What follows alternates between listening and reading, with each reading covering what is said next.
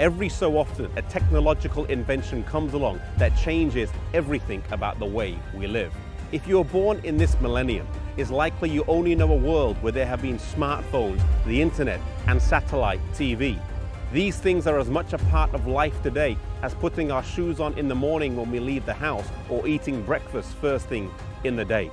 Those who are a little older though will remember a world where there was no social media, where the internet was very slow or non-existent, and the idea of taking a photograph on your mobile phone was mind-boggling. Video chat seemed way distant in the future, and yet today these things are considered normal and a part of life.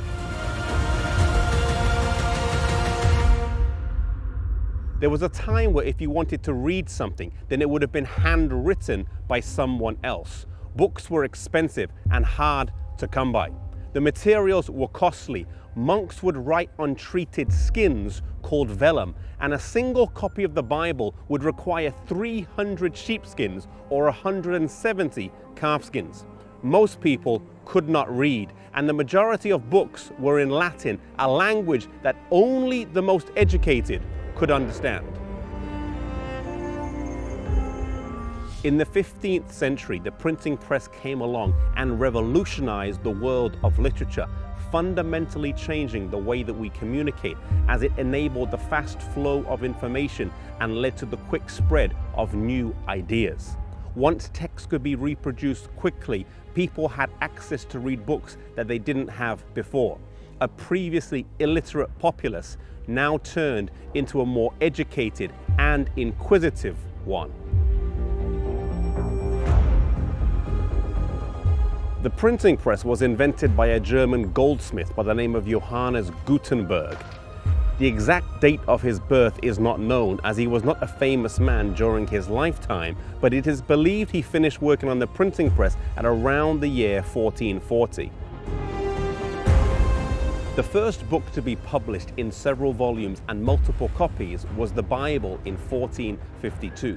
The Gutenberg Bibles would prove to be immensely popular, with all 200 copies of them being sold before the copying was even complete. This was 65 years before Martin Luther published his 95 Theses, and while he was able to preach to only a relatively small number of people, the printed page would reach thousands of people in a short space of time and across national borders.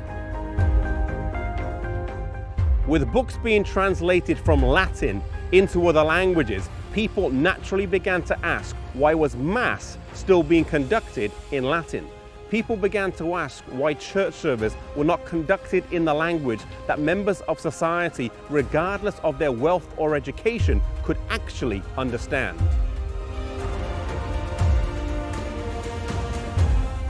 Gutenberg's printing press meant more access to information, more detailed discussion, and more widespread criticism of the authorities.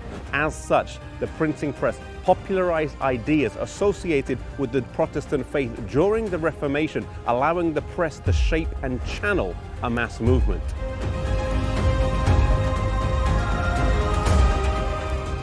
The printing press removed control of written material from the Catholic Church and made it difficult for the Church to inhibit the spread of ideas that they regarded as heretical. Had it not been for Gutenberg's invention, the news of Luther's revolutionary ideas would not have spread as quickly as they did. Today, God has given us technology that we can use to spread ideas very quickly. May we use the talents we have, the gifts we have, and the technology we have to spread the news of Jesus to the world today.